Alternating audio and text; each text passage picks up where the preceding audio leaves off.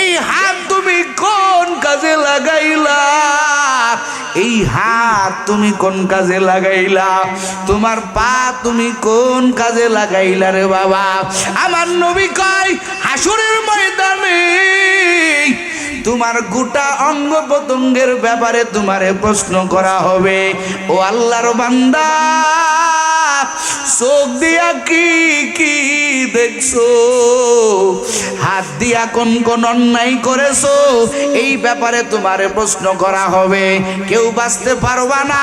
এই জন্য আমার পয়গম্বর বলেন প্রত্যেকেরই জিম্মাদারি দেওয়া হয়েছে। জিম্মাদারি থেকে বাঁচো। কেন বাঁচবা? কারণ যদি জিম্মাদারি ঠিক মতো পালন না করতে পারো, আমার পয়গম্বর আমার আল্লাহ কোরআনুল কারীমে স্পষ্ট বয়ান করে বললেন, এরে আমার বান্দা বান্দির দল, তোরে আমি আল্লাহ কেন জাহান্নাম থেকে বাঁচতে বললাম? কেন তোরে আগুন থেকে বাঁচতে বললাম? কারণ জাহান্নামের আগুন বড় ভয়ঙ্কর। ওই জাহান্নামের এক সেকেন্ড আযাব বান্দা তুই সহ্য করতে পারবি না। জাহান্নামের আগুন বড় ভয়ঙ্কর। আমার আল্লাহ কয় দুনিয়ার মানুষ তাকাইয়া দেখ, দুনিয়ার আগুন জ্বালানোর সময় মানুষ নরম জিনিস দিয়ে আগুন জ্বালায়, লাকড়ি দিয়া, ফাটকাঠি দিয়া, তুষ দিয়া, আরো বিভিন্ন রকমের ডাল সরকি দিয়ে আগুন জ্বালায়, এগুলো হলো নরম। কিন্তু জাহান্নামের আগুন বড় ভয়ঙ্কর। আমার আল্লাহ কয় ওরে জমিনের মানুষ, আমি আল্লাহ ওই জাহান্নামের আগুন প্রজ্বলিত করব মানুষ আর পাথর দ্বারা। মানুষ আর পাথরকে লাকড়ি বানাইয়া আমি আল্লাহ ওই জাহান্নামকে প্রজ্বলিত করব। ও রাজা নগরীর মুসলমান, ও কলিজার টুকরা যুবক, দুনিয়ার সামান্য ঠান্ডা, দুনিয়ার সামান্য গরম তোমার আমার শরীরে ম্যাচিং হয় না। কারেন্ট জ্বলিয়া গেলে তুমি ছটফট করো। ও নবীর উম্মতের আরে শুনে নাও, আমার আল্লাহ কয় রে বান্দা বান্দি, জাহান্নামের আগুন বড় ভয়ঙ্কর।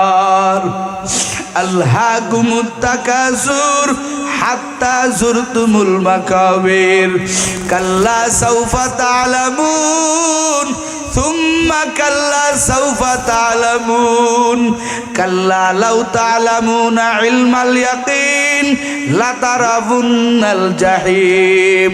আমার আল্লাহ বয়ান করেছেন আল কারিয়া মাল কারিয়া ওমা আদরাকা মাল কারিয়া ইয়াউমা ইয়াকুনুন নাসু কাল ফারাশিল মাবথুথ ওয়া তাকুনুল জিবালু কাল ইহনিল মানফুশ। এরে যুবক, মোবাইলে কয়দিন নাফরমানি করে কাটাইবি, এই সূরাগুলার তরজমা দেখবি আর দেখবি আমার আল্লাহ কি বলছেন। ওয়াইলুল লিকুল্লি হুমাযাতিল লুমাযা আল্লাযী জামআ মালাহু ওয়া আদ্দাদা ইয়াহসাবু আন্না মালাহু আখলাদা কাল্লা লায়ুমবাযান্না ফিল হুতামা ওয়া মা আদরাকা মাল হুতামা নারুল্লাহিল মুকাদ্দা নারুল্লাহিল মুকাদ্দাতুল্লাতী তাত্তালিউ আলাল আফইদা।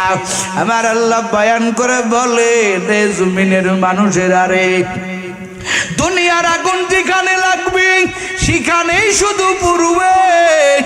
জাহান্নামের আগুন কেমন ভয়ঙ্কর, যেখানে লাগবে শুধু সেখানে পুড়বে না। যদি একটু জাহান্নামের আগুন তোমার কেনি আঙ্গুলে লাগায় দেয়, তোমার তোমার কেনে আঙ্গুলে জাহান্নামের আগুন লাগানোর কারণে তোমার শরীরটা পুড়িয়া যাবে, শরীরের কলিজাটা পর্যন্ত ভুনা হয়ে যাবে। ওই আল্লাহ ডাক দেয়া কয়, রে বান্দা বান্দি, ওই জাহান্নামের আগুন থেকে নিজেরে বাঁচাও। জাহান্নাম যদি তুমি না বাঁচতে পারো, ওই জাহান্নামের এক সেকেন্ড আযাব সহ্য করতে পারবা না। ও কলিজার টুকরা যুবক, ওই জাহান্নাম আমাদের সামনে হাসরের ময়দানে জাহান্নাম বলবে, মালিক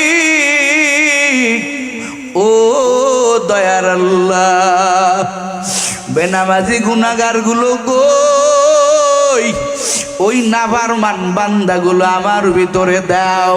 সবাই একসঙ্গে দাঁড়াইয়া দাঁড়াইয়া বলবেন, ও আল্লাহ তাড়াতাড়ি বিচার কার্য শুরু করেন। হাসরের ময়দানে কেউ কারো পার দেখাইতে পারবে না। এর নবীরা পর্যন্ত ইয়া নাফসি বলবে। উম্মতেরা পাগলের মতো হয়ে যাবে, দেখি কোন নবী আমাদের একটু সুপারিশ করে দেয়। হাদিসের ভিতরে পাওয়া যায়, নবীরা সমস্ত উম্মতেরা খুঁজতে খুঁজতে আদমকে পেয়ে যাবেন। আদম আলাইহিস সালামকে ডাক দিয়ে বলবেন, ও আমার আব্বাজান, আল্লাহর কাছে একটু বলেন, আল্লাহ আমাদের বিচারের ব্যবস্থা করে দেন। আদম ডাক দিয়া কয়, রে আমার সন্তান, তোমরা তো অবশ্যই জানো আমার আল্লাহ আমারে জান্নাতে দেওয়ার পরে আমার আল্লাহ বললেন, এই গাছের কিনারায় যাবা না। ইয়া আদম উসকুন ওয়া আনতা যাওজুকাল জান্নাহ, হে আদম এই জান্নাতের ভিতরে তুমি বসবাস করো, তুমি আর তোমার স্ত্রী। আল্লাহ আদেশ করলেন, নিষেধ করলেন, আমি আমার আল্লাহ পাকের ওই নিষেধটা মানতে পারলাম না। এরে সন্তানের দল, আল্লাহ যদি আজকে আমারে বলে, এরে আদম তুই কেন আমার আদেশ অমান্য করলি, আমি আদমের কোনো জবাব নাই। যা যা ওই যে তাকাইয়া দেখ, নূহ আলাইহিস সালামরে দেখা যায়। সব উম্মতেরা নূহ আলাইহিস সালামের চতুর্দিকে ঘিরিয়া ফেলবে রে বাবা, বলবে পয়গম্বর নূহ, জাহান্নাম এই হাসরের ময়দানের আধা হাত উপরের সূর্যের তাপ সহ্য করতে পারি না। ও নবী আমার, আল্লাহর কাছে একটু দরখাস্ত করেন, আল্লাহ যাতে আমাদেরকে বিচার কার্য শুরু করে দেন। নূহ আলাইহিস সালাম বলবেন, ও আমার উম্মতের দল, তোদের কি জানা নাই, ওই কিস্তি বানায়া আমি আমার সন্তান কেনানের জন্য আল্লাহর কাছে আবেদন করছিলাম। আল্লাহ যদি আজকে আমার ডাক দিয়ে কয়, এরে নূহ তোর সন্তানের জন্য তুই কেন আবেদন করলি, আমি নূহুর কোনো জবাব নাই। ওই যে দেখা যায় পয়গম্বর ইব্রাহিম আলাইহিস সালাম, যা যা তার কাছে চলে যা। নূহ আলাইহিস সালাম থেকে উম্মতগুলো নৈরাশ হইয়া ইব্রাহিম আলাইহিস সালামের চতুর্দিকে ঘিরিয়া ফেলবে। ইব্রাহিম আলাইহিস সালাম বলবেন, ও উম্মতের দল, তোমাদের তো অবশ্যই জানা আছে আমি নমরুদের ঘরের ভিতরে ঢুকিয়া সব মূর্তিগুলো ভাঙ্গিয়া বড়টার কান্দে ঝুলাইয়া রাইখা বলছিলাম, নমরুদ এগুলো আমি করি নাই, বড়টার কান্দে কুড়াল তাকেই জিজ্ঞাসা করো, কিন্তু কাজটা তো আমিই করেছিলাম, মিথ্যা বলেছিলাম। আল্লাহ যদি ওই কথাটাকে মিথ্যায় ধরিয়া ফেলে, আমি নবীর কোনো উপায় নাই। ওই যে দেখা যায় পয়গম্বর মুসা, তার কাছে যা। এবার উম্মতগুলো পয়গম্বর মুসার কাছে আসবেন। মুসা আলাইহিস সালাম বলবেন, আমি একজনকে থাপ্পড় মেরেছিলাম, মারা গেল। আল্লাহ যদি প্রশ্ন করে, কেন তাকে থাপ্পড় মেরে মারলে? আমি পয়গম্বর মুসার কোনো জবাব নাই। আমি আমার নিয়ে বড় ব্যস্ত। ওই যে দেখা যায় ঈসা আলাইহিস সালাম, আমরা অনেক বক্তারা ময়দানে বসে মা বাবার কোন কোন দায়িত্ব সন্তান পালন করলো না এগুলো বলে কান্নাকাটি করে পাগলের মতো হয়ে যায়। কিন্তু আমি চিন্তা করে দেখলাম যে সন্তান মা বাবার দায়িত্ব পালন করার আগে মা বাবার সন্তানের উপরে কিছু দায়িত্ব ছিল, এই দায়িত্বগুলো আগে পালন করা দরকার ছিল। কথা কোন ঠিক না বেটা? আগে পালন করা দরকার ছিল। আমাদের একা উস্তাদ বলতেন, এ মিয়া তুমি তোমার ছাত্ররে মারো, ব্যাট দিয়ে মাইরা তার চোখের পানি ফেলাইতেছো। তুমি উস্তাদ কয়দিন তোমার ওই ছাত্রের জন্য আল্লাহর দরবারে চোখের পানি ফেলছো? কথাটা আমার দিলে লেগে গেল। আসলেই তো তাই। আমি আঘাত করে আমার ছাত্রের আমার কষ্টে আমার আঘাতের দ্বারা সে কান্না করলো, তার চোখের পানি পড়লো, কিন্তু আমি উস্তাদের খাতায় নাম লেখাইছি। আমি উস্তাদ কয়দিন আমার এই ছাত্রগুলোর জন্য আল্লাহর দরবারে চোখের পানি জমা দিয়েছি। আমার ছাত্ররা আমার কথা কেমনে শুনবে? কারণ আমি তো মালিকের কথা শুনি না। কথা কোন ঠিক না বেটি? ও বাপ মা, আপনার সন্তান আপনার কথা কেমনে শুনবে? আপনি তো মালিকের কথা শুনেন না। কথা কোন ঠিক না বেটি? আপনি মালিকের কথা শুনেন। আপনার সন্তানের জিম্মাদারি আমার আল্লাহ নিবেন। আমার আল্লাহ আপনার সন্তানকে এতাআত সন্তান বানিয়ে দিবে, আনুগত্যশীল সন্তান বানিয়ে দিবে। আপনার সন্তানকে আপনার তাবেদারি সন্তান বানিয়ে দিবে। জোরে কোন আল্লাহু আকবার।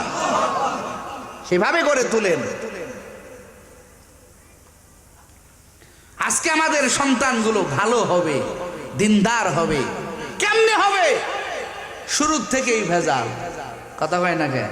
শুরুর থেকেই ভেজাল। সন্তান দুনিয়াতে আসবে, স্ত্রীর গর্ভে সন্তান।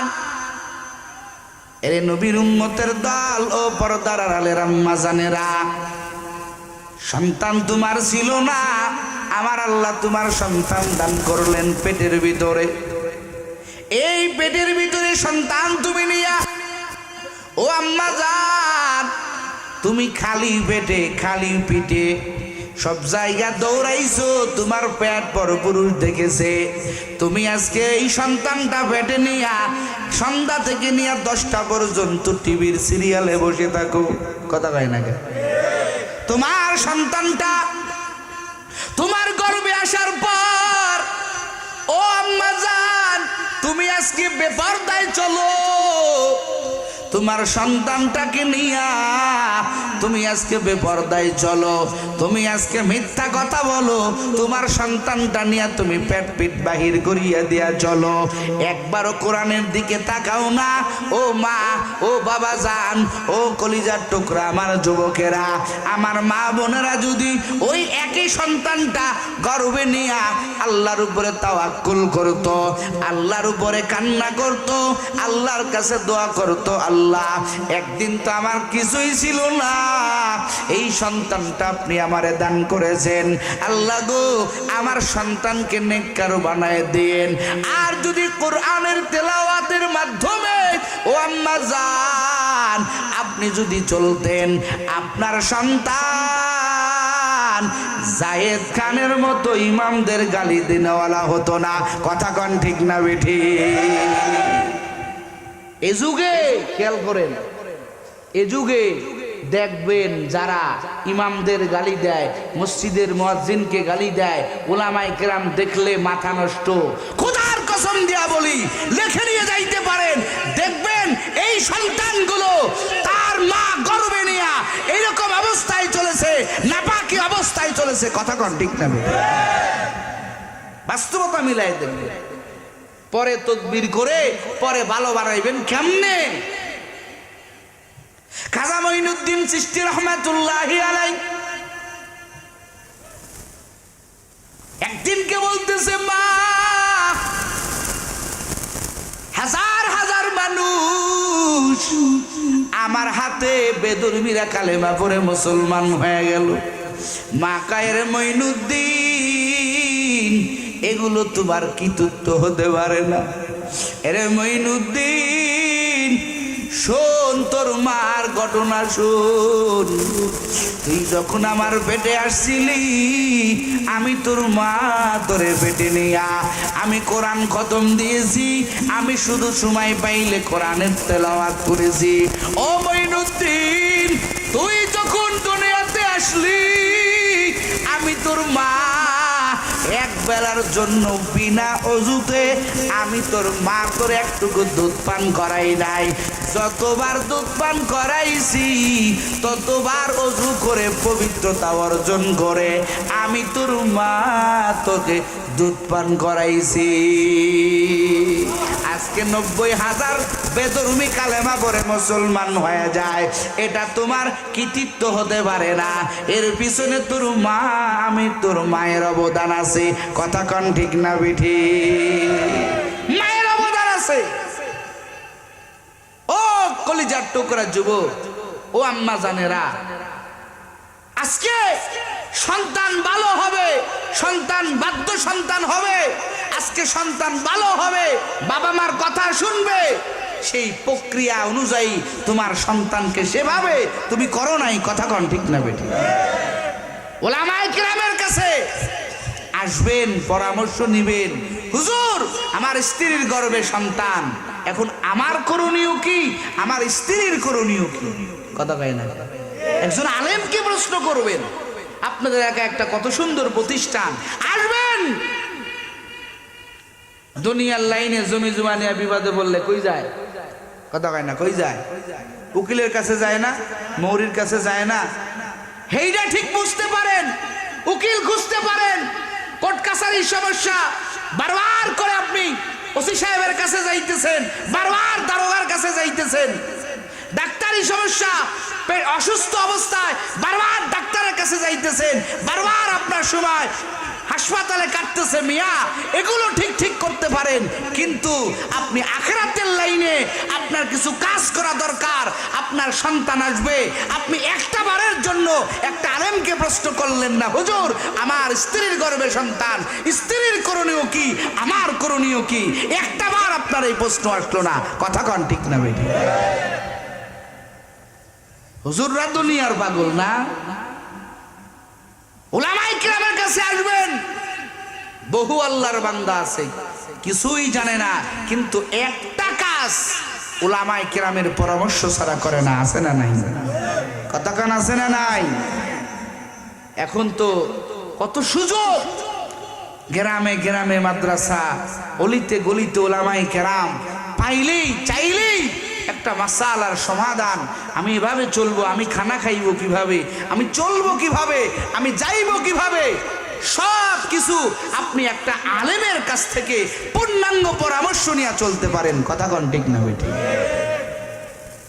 এটা আমাদের হয় না। যুবক মোবাইল নিয়ে রাতের অন্ধকারে চলে গেছে আর এক জায়গায়, এই অমুক সফটওয়্যারটা তো হইতেছে না, অমুক বিষয়টা আমার ঠিক মতো নলেজে আসতেছে না, পাগলের মতো তুমি চলে যাইতেছ।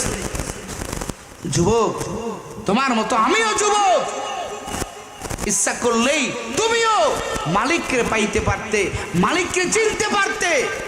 একবেলা নামাজ তোমার থেকে ছুটতো না। তুমি কোনোদিন একজন আলেমের কাছে যাও নাই, একজন আলেমের সাথে পরামর্শ করো নাই। বাবা মার যে কর্তব্যগুলো সন্তান আসার পরে, দুনিয়াতে আসার পরে, নবীর তরিকা, ওই সন্তানের ডান কান্দে কি হবে?